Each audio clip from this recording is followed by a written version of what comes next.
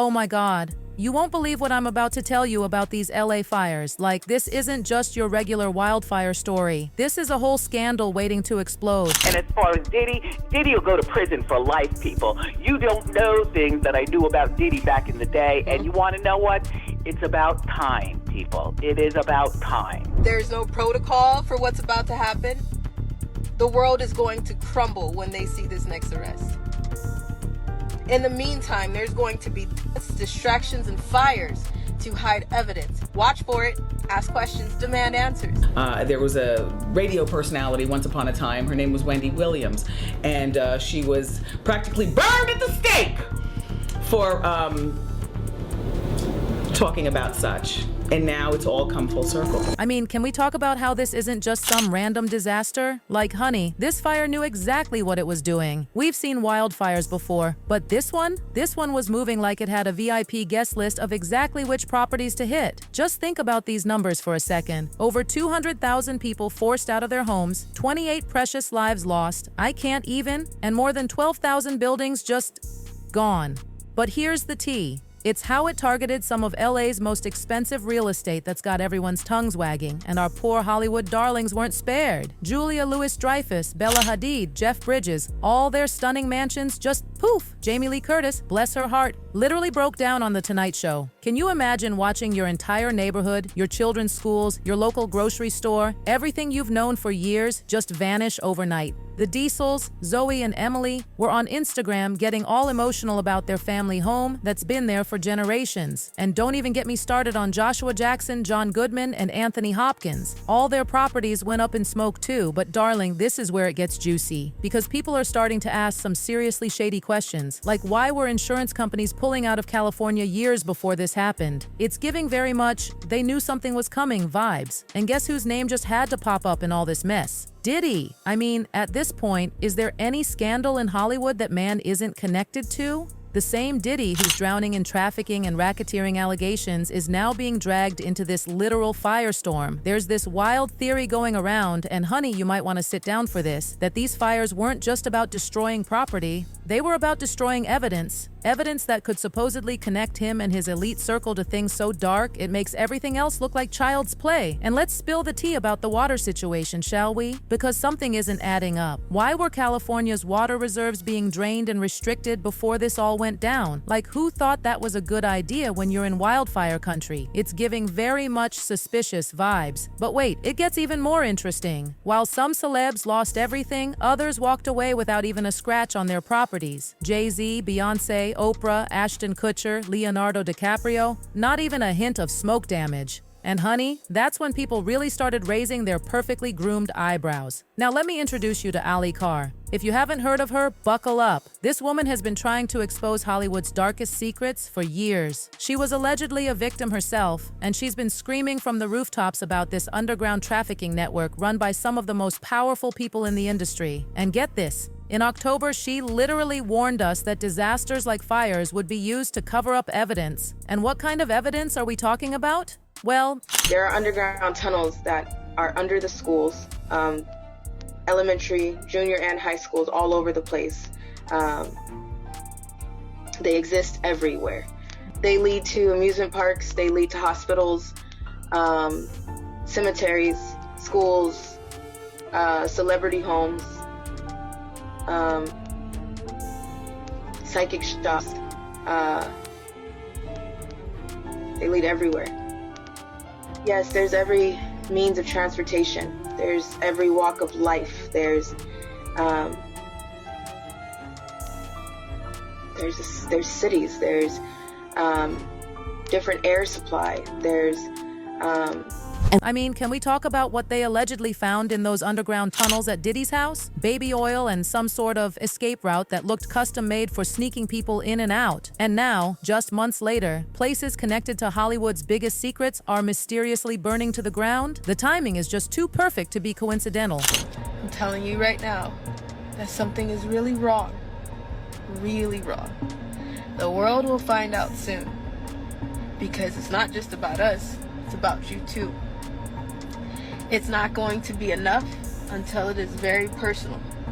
The earthquakes and the disasters and the things, if you don't understand, they're organized. Now let's talk about our girl Wendy Williams, because if there's anyone who's been trying to warn us about Diddy for years, it's her. And honey, she paid the price. Fired, blacklisted, threatened. He did everything except make her disappear completely. But our girl Wendy, she never backed down. Let me take you back to the 90s when Wendy was the queen of radio. Unfiltered, messy in the best way possible, and absolutely fearless. Meanwhile, Diddy was building his empire with Bad Boy Records, controlling hip-hop's biggest names like some twisted puppet master.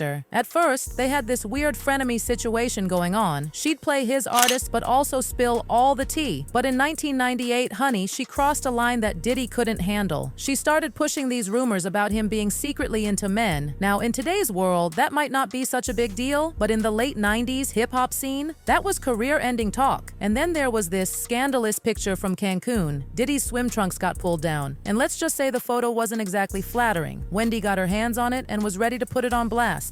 Puff got one of the hottest DJs off of Hot 97 because she wanted to put up a picture of him. But before she could even think about releasing it, boom, she was fired from Hot 97 faster than you can say scandal. Diddy flexed those industry muscles and basically told the station it was either Wendy or access to him and all his industry connections. That's how much power this man had. Now, most people would have learned their lesson and kept quiet, but Wendy? Oh, honey. There was a radio personality once upon a time. Her name was Wendy Williams, and she was practically burned at the stake for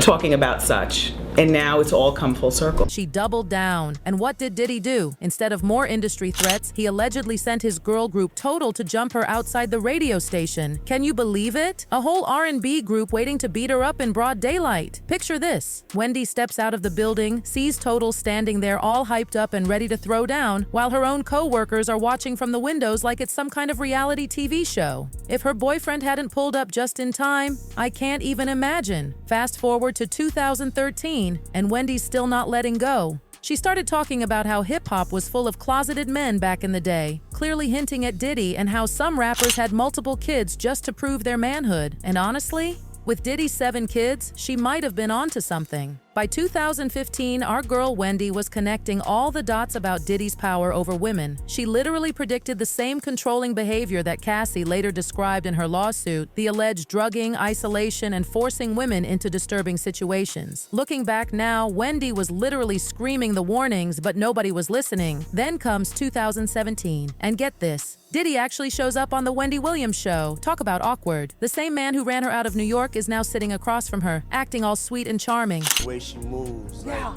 when I look at her, the way she smiles, the way I see her look at me sometimes when I wake up and she's already awake, you know?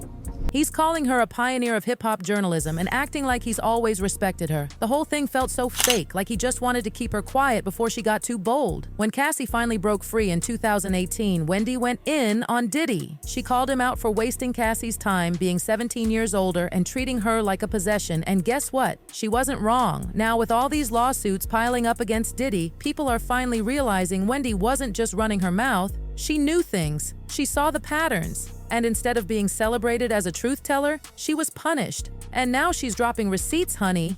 According to Wendy, she's seen names that haven't gone public yet, of A-listers connected to Diddy's operation. And wouldn't you know it, a lot of them just happen to have their properties destroyed in these fires. The more you connect the dots, the messier this gets. But let's talk about what's happening to Wendy right now, because it's absolutely heartbreaking. Since 2022, she's been under this court-appointed guardianship that controls everything. Her money, her movements, even who she can talk to. And she didn't ask for any of this. Her guardian, Sabrina Morrissey, is basically running Wendy Williams, Inc., while Wendy's being treated like an extra in her own life. And then there's this lawyer, Roberta Kaplan, who's supposedly speaking for Wendy but isn't even really her lawyer. She's only involved in Wendy's lawsuit against A&E for that Where is Wendy Williams documentary, which, by the way, was approved while Wendy was supposedly incapacitated. Make it make sense. Kaplan dropped this bombshell about Wendy having frontal lobe dementia, a degenerative brain disease with no cure.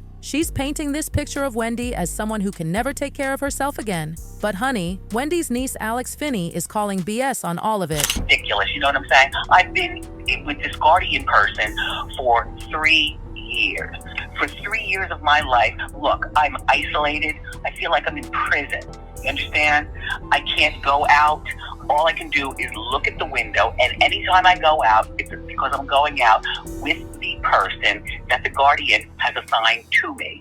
And here's where it all falls apart. Kaplan's saying Wendy wasn't in her right mind when she signed the A&E documentary contract, meaning she was exploited. But who was her guardian then? The same Sabrina Morrissey who's controlling her life right now? Make it make sense. I am not cognitively impaired, you know what I'm saying? No, but I feel like I am in prison. You understand what I'm saying? Wendy herself called into the Breakfast Club and said she feels like she's in prison, and she's not exaggerating. This woman needs permission for everything. Buying a hairbrush, going to Sephora, even visiting her own father on his birthday. This isn't guardianship. This is straight up isolation. There's something wrong with these people here on this floor. You understand what I'm saying? Yes. And I'm not saying something bad. I'm just saying that I am with these people. I am clearly not.